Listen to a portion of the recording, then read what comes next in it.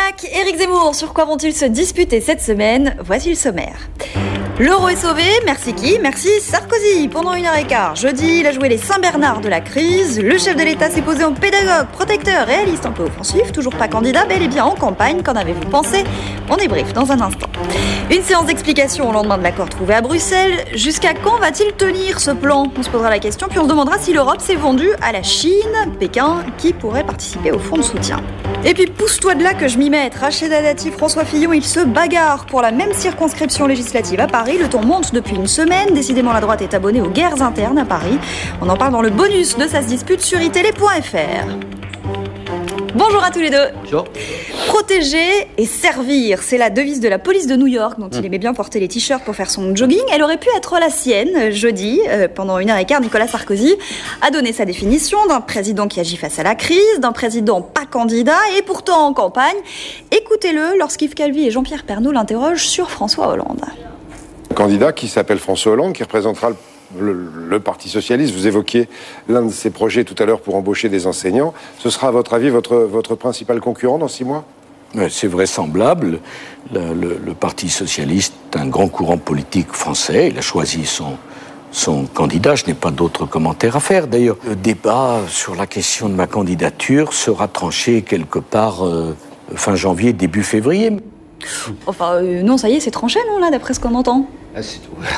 Ça n'a jamais fait de doute. Oui, non, mais là, c'était vraiment une entrée en campagne. Mais permettez-moi quand même une remarque liminaire, parce qu'il ne faut pas se lasser de répéter quelque chose, à savoir que ce type d'exercice de com élyséenne, c'est pas une interview, moi je trouve que c'est insupportable. On a déjà eu ça, hein, même si en l'occurrence on avait un des deux journalistes qui a réussi à poser des questions, mais il n'y a pas eu de relance. C'est ce que je dis. Pour une fois, ça reste quand même... Pour une fois, j'ai trouvé Calvi très très bon. Non, oui, mais pas pour une fois Calvi est bon, mais pour une fois dans cet exercice. Je veux dire, c'était encore une fois, vous jouez sur terrain adverse, ça se passe à l'Élysée, c'est lui qui choisit ceux qui l'interrogent, le cérémonial, et je pense que ça dessert non seulement la démocratie, mais lui-même, puisqu'il est excellent dans le combat au plus proche. Mais je maintiens que là, justement, Calvi lui a donné une vraie réplique, ce qui changeait des autres interviews d'autres journalistes que je ne citerai pas. Bon, c'était une entrée en campagne? Vraiment, c'était une autre... Non, mais il est déjà depuis un bout de temps. Il n'y a pas l'entrée en campagne, ça sera... C'est pas une entrée en campagne parce que les gens ne sont pas dans la campagne. Nous, eux, les politiques, ils sont dans la présidentielle depuis longtemps, comme nous, mais les gens, les électeurs, ne sont pas vraiment en campagne. Donc moi, j'appelle pas ça une entrée en campagne.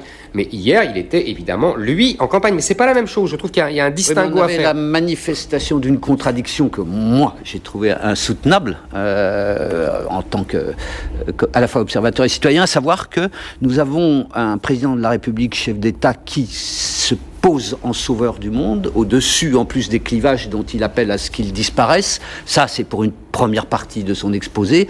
Et puis, tout le reste du temps, tout en affirmant qu'il n'est pas candidat, il ne cesse de mettre en cause la gestion de ses prédécesseurs, d'incriminer les socialistes pour toutes les fautes. Ils en ont pris pour leur grade, hein, moi, je trouve ça insupportable. C'est marrant comme... Soit la situation est grave, et on peut considérer qu'elle l'est. Et à ce moment-là, on rassemble les Français pour y faire face.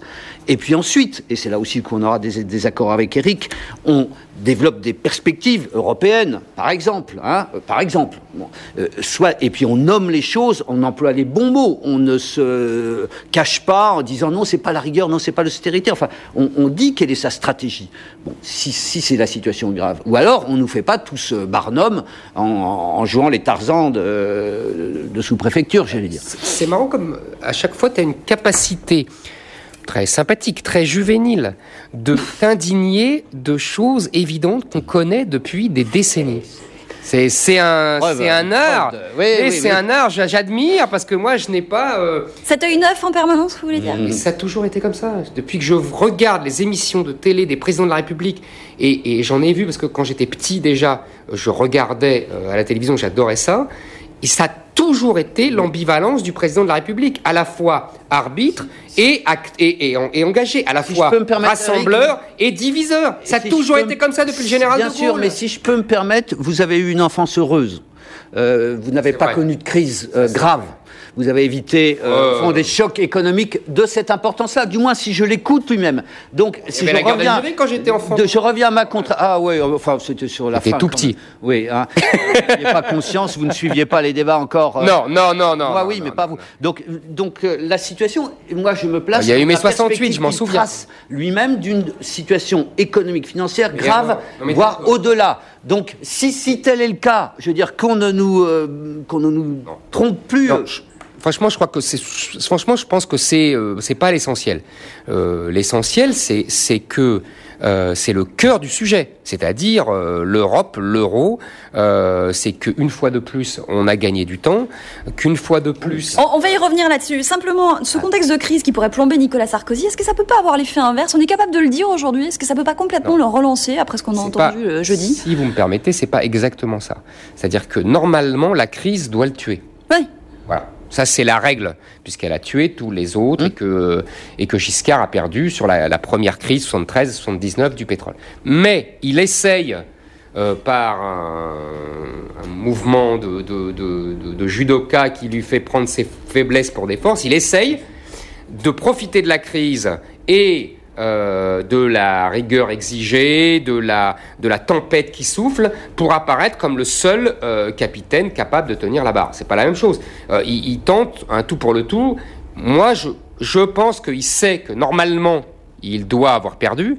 Vous voyez, la logique voudrait qu'il perde, mais il tente de sauver. Et ce que vous nous dites, ça veut dire que ce qu'on entend là, c'est un président qui est au bout du bout et qui tente vraiment la dernière chance, c'est ça? Moi, je pense que c'est son va-tout.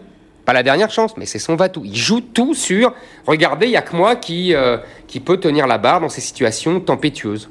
Il n'a pas d'autre carte. Hein. Ah non, mais je suis d'accord. Après ce qu'il a fait et défait, parce qu'il a tout défait, ce qu'il avait fait précédemment, il faut qu'il trouve, au fond, un espace symbolique avec ça. Du pouvoir et une action, enfin, une cohérence. Il y en a, celui qui en invente une autre. Alors ici, il en développe une autre, alors qui mériterait des éclats de rire dans la France entière, quand il dit, il y a d'un côté le candidat du système, François Hollande, et il sait de quoi il parle, puisqu'il avait soutenu autrefois Édouard Balladur, et ses candidats... Il le dit d'ailleurs, il fait référence à Balladur. Ces candidats-là sont appelés à être battus, et de l'autre, implicitement, il y a moi qui suis le candidat de l'antisystème. Moi, ça me fait mourir de rire, parce que vraiment que le président de la République, chef de l'État, qui a exercé le pouvoir, dont tous les amis sont aux principaux leviers du pouvoir, viennent nous dire qu'il n'est pas le candidat du système. Bon, je veux bien qu'on prenne les gens pour des andouilles, mais il y a quand même... C'est marrant parce que moi aussi, cette phrase m'a fait sursauter dans mon fauteuil, j'étais confortablement installé, et moi aussi j'ai fait un bond. Et après, je me suis demandé ce qu'il avait voulu dire. En fait, bon, évidemment, dans une première version, c'est la tienne. Non, mais moi, j'ai compris qu'il avait fait du Zemmour. Ce qu'il voulait nous dire qu'il allait faire du Zemmour à nouveau. C'est flatteur. Oui. Non, enfin, du Buisson, si tu préfères. Oui, bien sûr. Mais voilà. Justement, parce qu'effectivement, il a un effet de levier qui est qu'effectivement, les médias sont, pour l'instant, très favorables à Hollande. Et qu'il y a eu un déferlement médiatique en faveur de Hollande. Et là aussi, c'est la même chose. Faire de sa faiblesse une force. C'est-à-dire qu'il va essayer de jouer contre ça. C'était la technique de Chirac, effectivement, contre Balladur, en disant il a déjà gagné. Vous savez, le fameux... Bien sûr. Le sublime... Bien sûr. Je ne peux pas dire fameux, le sublime discours de Séguin. Non, mais là, j'étais là, donc je m'en souviens très bien. Circuler, il n'y a rien à voir. Inutile d'aller voter, puisque Balladur est déjà élu. Mais Sarkozy avait gagné, lui aussi, sur cette rupture-là, sauf qu'il n'était pas président de la République sortant, et il avait réussi à se poser comme celui qui rompait. Que Ségolène n'est jamais apparu à ce point... Elle était plébiscitée médiatiquement, mais ça n'a jamais apparu comme Balladur. Alors Nicolas Sarkozy veut se montrer en président qui protège, d'où une certaine dramatisation des enjeux. Écoutez-le à propos de l'accord de Bruxelles. S'il n'y avait pas eu d'accord hier soir, c'est pas simplement l'Europe qui sombrait dans la catastrophe, c'est le monde entier. Avec l'inimaginable que représentait la possibilité de faillite d'un État, la Grèce, de près de 10 millions d'habitants.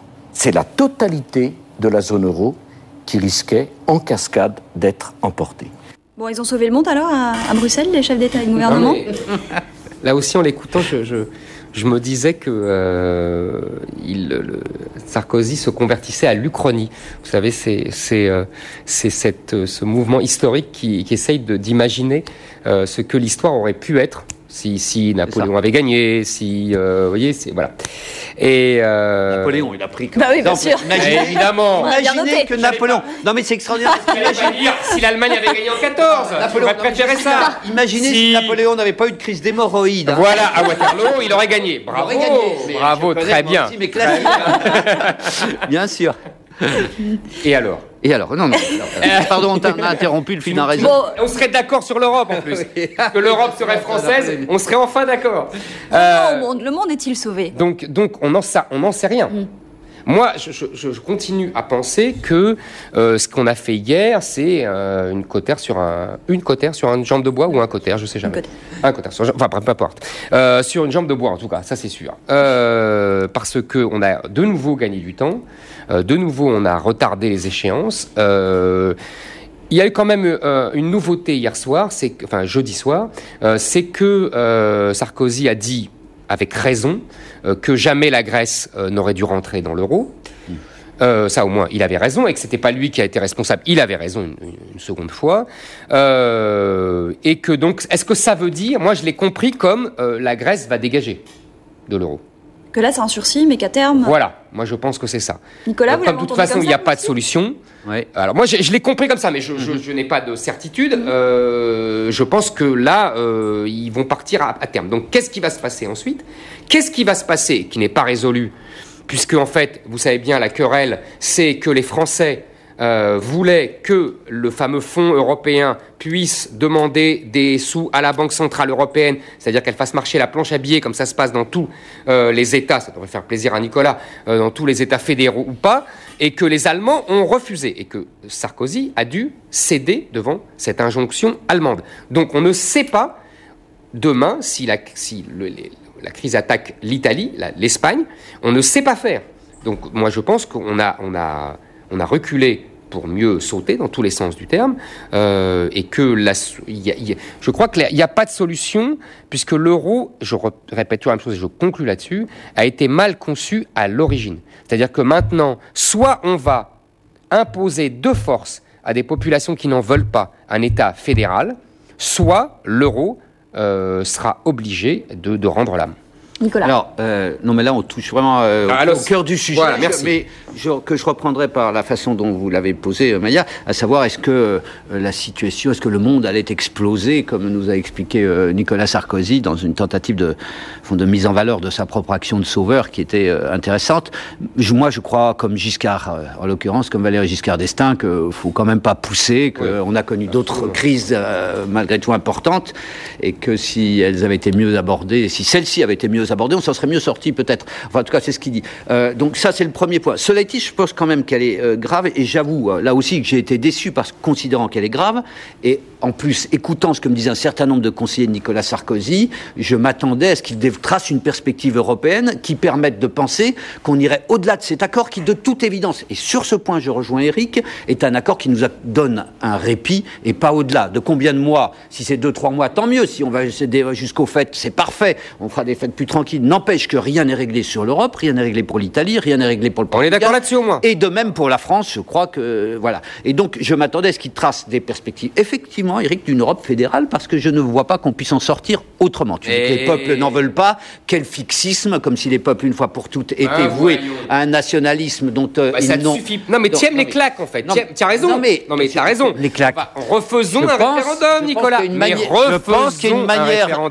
Je pense qu'il y a une manière de les associer, et que face aussi à des questions lourdes comme celle de la croissance qui part en digue-digue, je pense que là... Est-ce que tu auras le courage d'affronter un nouveau référendum? Mais bien sûr. Parce que il le fallait. Je pense qu'il le fallait. Parce que tes amis européistes... Je pense, mais parce qu'ils ne le sont pas assez, je pense que ça a été une erreur tragique, une des nombreuses erreurs de Nicolas Sarkozy de s'être assis...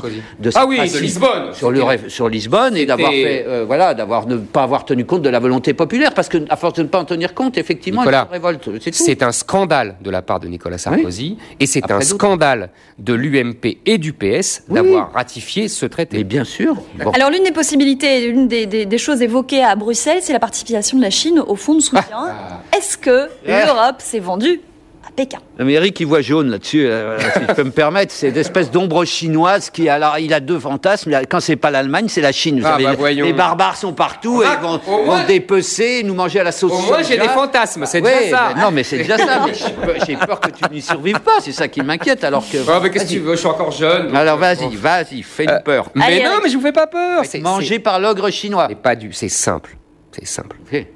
Les Chinois, Sarkozy a dit un chiffre que je n'avais jamais encore entendu, qui est énorme, parce que Quoi, ça m'a 60% rappelé... des ressources? Exactement. 60% des réserves monétaires du monde.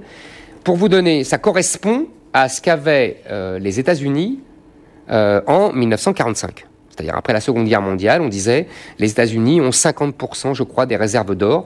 Et donc, on a fait un système à l'époque qui était dollar as good gold, c'est-à-dire le dollar valait l'or.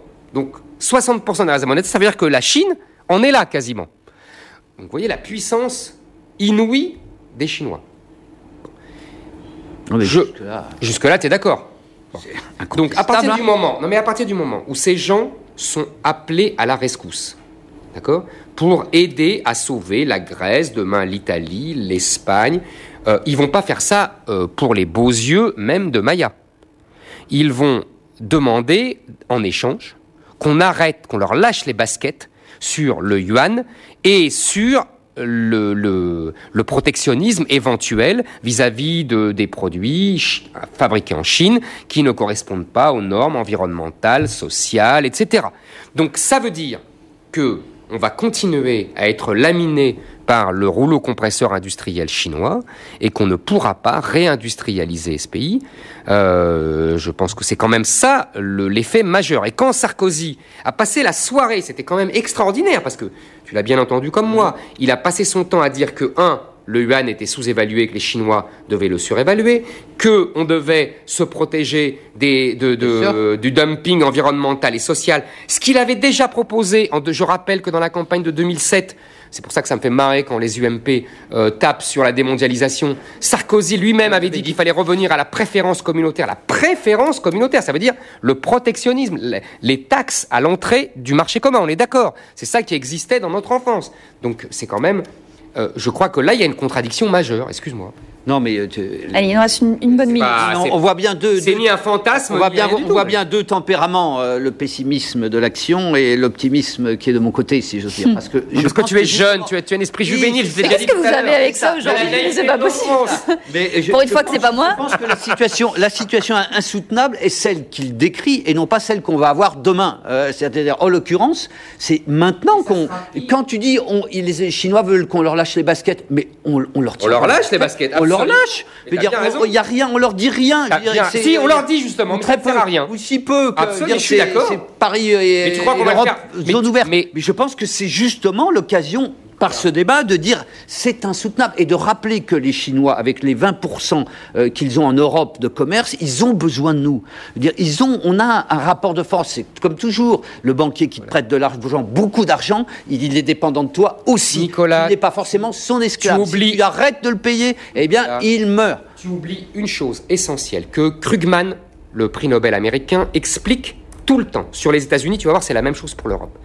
Aux États-Unis, il y a des élites dirigeantes, Oui. des grandes entreprises qui ont délocalisé ou des grandes surfaces comme Walmart qui gagnent des fortunes grâce aux Chinois Oui. et qui font pression sur les États pour qu'ils ne disent rien aux Chinois. Donc c'est ce rapport de force-là qu'il Vous faut allez voir. prendre un coup de baguette, Allez, si je peux dire. Je m'agite. Ce sera un plaisir. On est obligé de s'arrêter là-dessus. On n'a même pas eu le temps de parler. Mon Dieu. On n'a même pas eu le temps de Il est parler temps de s'arrêter. des printemps arabes et de l'automne islamiste. On va vous donner rendez-vous sur itélé.fr pour les bonus de Ça se dispute. Et puis voilà, on en discutera plus longuement. L'info revient dans un instant sur iTélé. Merci. Bon week-end.